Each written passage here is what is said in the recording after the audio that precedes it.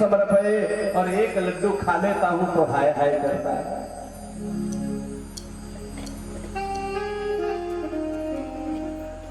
ठाकुर की सेवा में जाओ तो ब्रह्मांड की सबसे सुंदर वस्तु लेकर के जाओ। क्यों? क्योंकि जिस तरीका का बीज आप पृथ्वी पर बोओगे फल वैसा ही मिलने वाला है। इसलिए हम क्या करते हैं, कई बार मैंने देखा है, पूजा है तो अरे नहीं, जरूरी नहीं है 10 प्रकार के व्यंजन लेकर के आओ, लेकिन एक लेकर के आओ, भावनात्मक रूप से परमात्मा को प्रसन्न मन से, और वस्तु भी वही जो प्रसन्न दिख रही हो, खिली हुई हो, उसी को परमात्मा को समर्पित करना चाहिए। आप 1 दर्जन केला मत लाओ जो गल गए हो, आप 2 केले लेकर के आओ जो पुष्पित पल्लवित लग रहे हो, दिव्य लग रहे हो।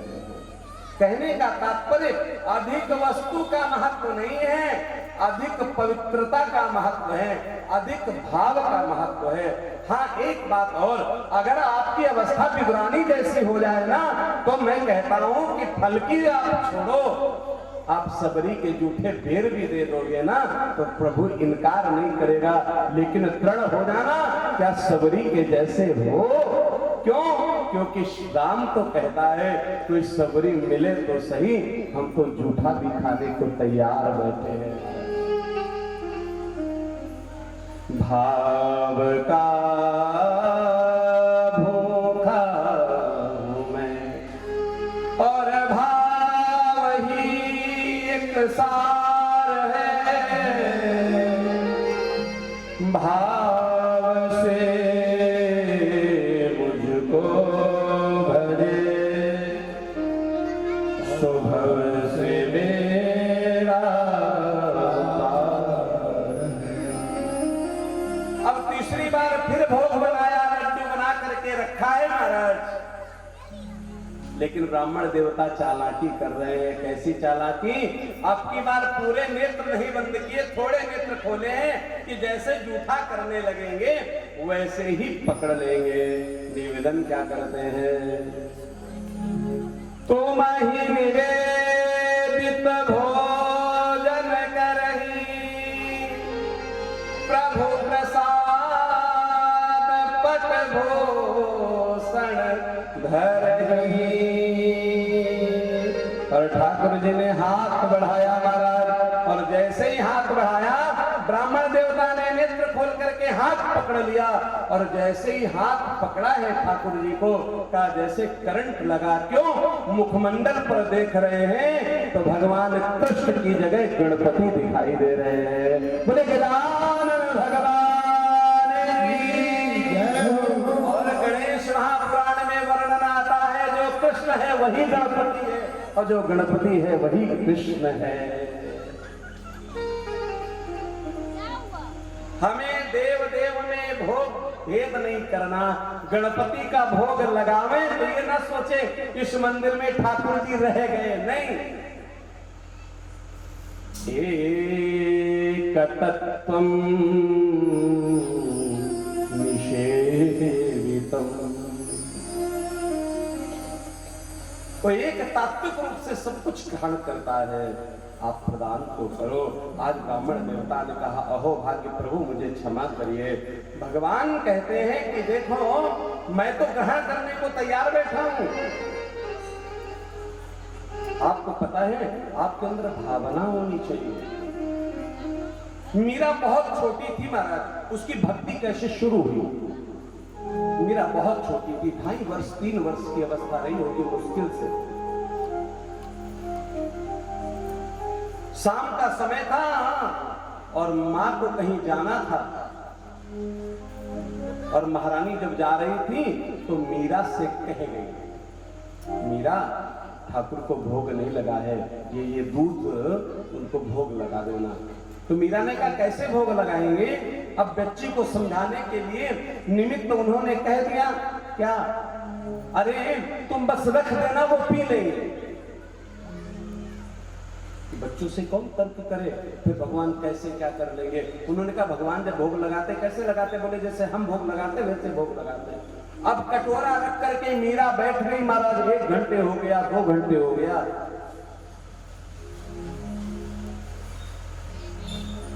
रुदन करने लगी मीरा। मेरी माँ ने कहा था वो नाराज हो जाएगी कि मैंने आपको भोग रखा नहीं है। रात का 12 बज गया, 1 बज गया। कहते हैं मीरा वहीं पर निवेदन करते करते सो गई, और जब सुबह मां लौट करके किसी विवाह इत्यादि में गई थी, आई तो देखा उस मंदिर के प्रांगण में मीरा सोई हुई है और दूध का कटोरा खाली था। मीरा को जगाया, अरे लाली तूने भगवान का भोग लगा करके दूध पी लिया, बड़ा अच्छा किया, रात्रि में मैं देर से आई, तेरे लिए भोजन की भी व्यवस्था।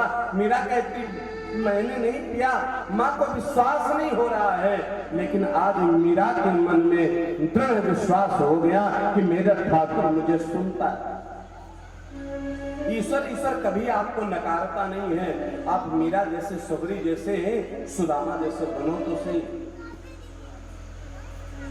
उनकी करुणा में कोई कमी है नहीं, पात्रता में हमारे कमी। अब कोई व्यक्ति हाथ में दूध का बाल्टी लेकर के खड़ा है, लेकिन आपने नीचे कोई जाली लगा रखी है, आपने कोई बाल्टी और कोई भगोना पात्र नहीं लिया है, तो दूध संग्रह नहीं कर सकते। वो तो देता रहता है। कुछ दिनों बाद दूसरी घटना मीरा जी के साथ घटी। कौन सी घटना? रात्रि का समय है, एक बारात जा रही थी और मीरा जी ने देखा और मैया से पूछा ये क्या जा रही है? बोले ये बारात जा रही है। किसकी बारात है? बोले नगर में एक कन्या है उसकी बारात जा रही है। बोले अच्छा। और उसके बाद जब तमाम हाथी घोड़े निकल गए तो दूल्हे की बग्घी आई और उस पे जब दूल्हे को देखा तो बोले ये कौन है? बोले ये तो दूल्हा है। अब मीरा ने कह दिया क्या मेरा दूल्हा तो है। अब छोटी सी बच्ची को क्या कहते, क्या समझाते? तो कह दिया वो जो तेरा दूध पी गया था ना, वो गिरधर, वो तेरा दूल्हा है। बस 3-3.5 वर्ष की अवस्था में उसके मन में बात बैठ गई, मेरे तो गिरधर गोपाल दूसरो न।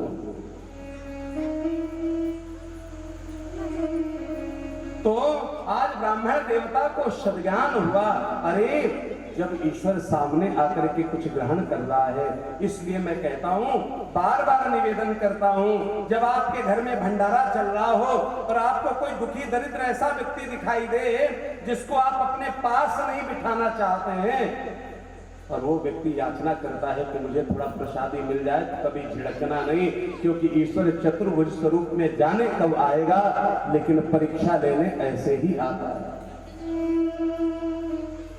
तुलसीदास जी रामचरितमानस लिख रहे थे ना, तो हनुमान जी महाराज कोढ़ी का स्वरूप रख करके बैठ जाया करते थे, जिससे हमें कोई समझ न सके, हमें कोई जान नहीं सके। इसलिए भगवान की लीला का अनुभव करना है तो प्रभु में समर्पण लाइए।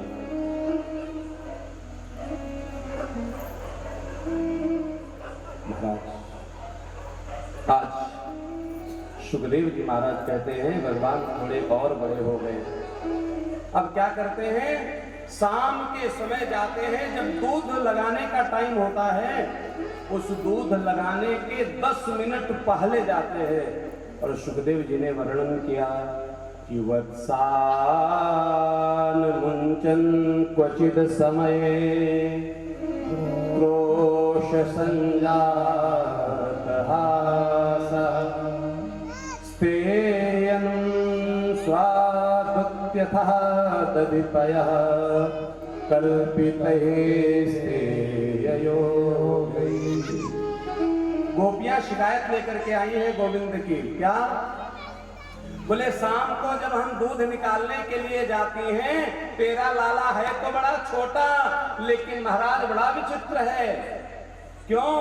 बोले उसके 5 मिनट पहले जाकर के गौओं को खोल देता है, और जब बछड़े सारा दूध पी जाएं तो हमको दूध गौएं कहां से देंगी। जैसे भगवान कहता है जो जिसका भाग है पहले उसका अधिकार है। अरे ग्वाल वालों, आप ऐसा क्यों करते हो कि जब तक दुग्ध नहीं आता है तब तक बछड़े को छोड़ते हो, जैसे ही वह मां गौ दुग्ध देने के लिए तैयार होती है बछड़े को खूंटे से बांध देते हो। हमारा जीवन भी ऐसा ही हो गया। संबंध किस लिए जोड़ते हैं? बोले जब तक फायदा सम्मुख न दिखे तब तक लोगों को अरे हम आपके लिए कर रहे हैं, आपके लिए कर रहे हैं। जब व्यवस्थाएं उपस्थित हो जाती तो जो सबसे ज्यादा श्रम करता है व्यक्ति उसको उठा करके किनारे कर देता है और समस्त भोग को पा लेता है। भगवान कहते हैं मैं इसको पसंद नहीं करता।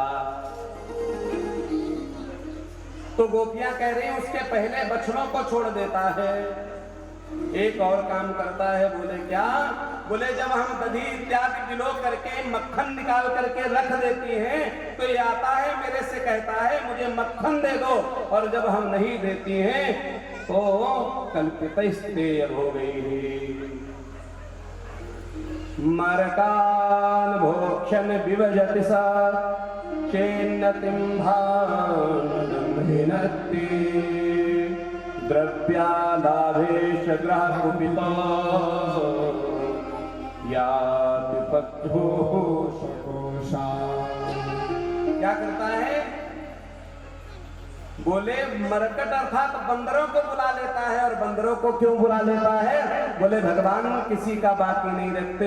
एक बार भगवान ऋषिमुख पर्वत पर बैठे हुए थे और वहां पर कलेऊ कर रहे थे। लक्ष्मण जी राम जी बैठ करके और समस्त बानर बैठे हुए विचार कर रहे कि हमको भी प्रभु के साथ खाने का अवसर मिल जाता। राम मर्यादा पुरुषोत्तम है। मर्यादा कहती है सेवक और स्वामी एक साथ भोजन नहीं कर सकते, सेवक को प्रतीक्षा करना चाहिए, सेवक को बाद में भोजन करना चाहिए। लेकिन इस जन्म में कृष्ण कहते मैं लीला पुरुषोत्तम हूँ, तो वो जो त्रेता युग के बानर हैं उनको द्वापर में भगवान ने बुलाया, और गोपियां जो कह रही हैं उसके फलस्वरूप उस भांड को अर्थात पात्र को तोड़ करके समस्त दही पय और मक्खन बंदरों को खिला देते हैं। इसका एक तात्पर्य ये भी समझ सकते हैं, बहुत संग्रह करके रखोगे तो भगवान ऐसी लीला लाएगा कि महाराज इधर उधर के लोग उसको नोच घसोट करके खा जाएंगे। और बोले कई बार तो ऐसा होता है कि अगर गया और देखा पात्र खाली पड़ा है तो भी बड़ी दिव्य लीला करते हैं। बोले क्या लीला करते हैं? बोले उस पात्र को ही तोड़ देते हैं। तुम खाली हो तो हो क्यों? ये खाली नहीं रहना चाहिए।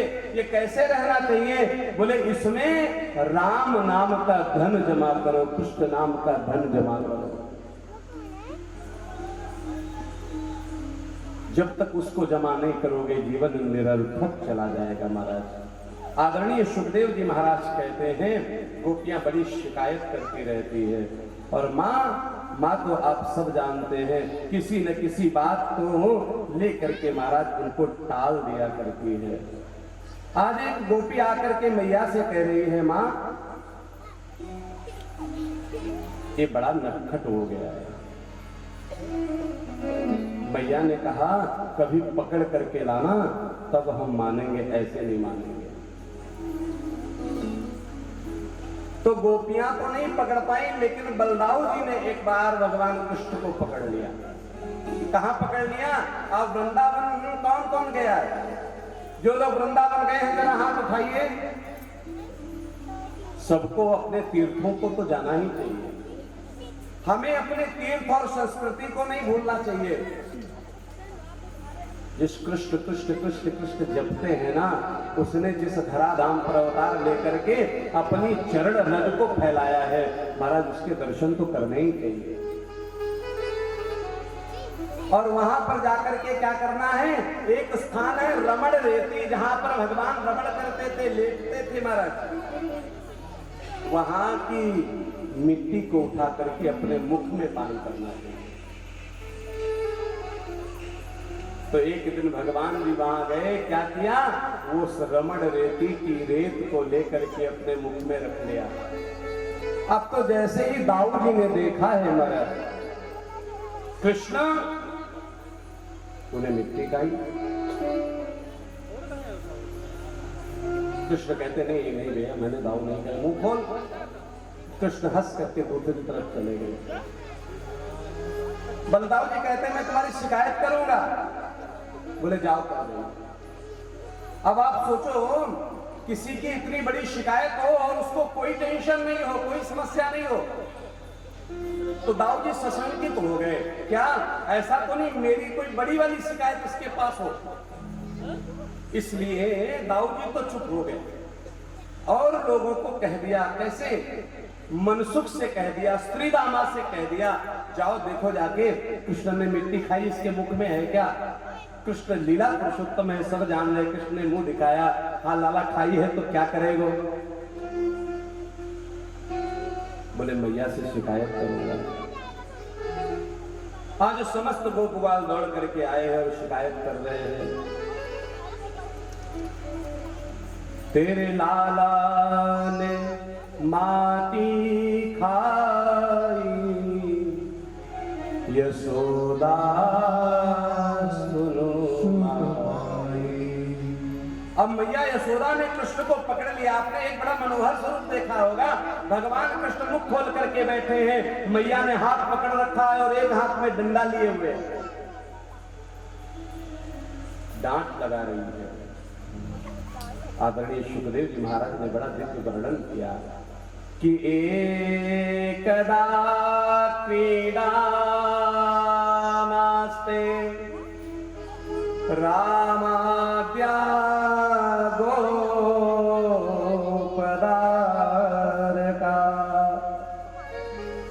कृष्णो मृदं भक्षित्वा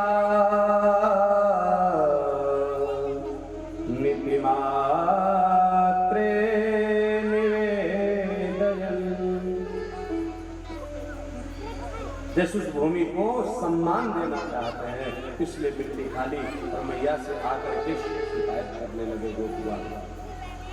माँ इसने मिट्टी खाई है, माँ ने डांट लगाई, अरे मंदात्मन, अरे मरकट बंदर कहीं के, कि कस्मा मृद मदान तात्पन, अरे मूर्ख मंद बुद्धि, भवान भक्षितवान रहा। अरे बंदर तूने मिट्टी खाई है। वदन्ति तावकाहे ते कुमारास्ते व्रजोप्ययम्। ये समस्त तुम्हारे सखा कह रहे हैं और कुमारास्ते व्रजोप्ययम्, तुम्हारा अग्रज अर्थात बलदाऊ की भी सहमति है। इसलिए ये पक्की बात है, तूने मिट्टी खाई है। और मैया से कितनी साफ गोई से कह रहे हैं कि नहीं मैया, मैंने मिट्टी नहीं खाई। मां ना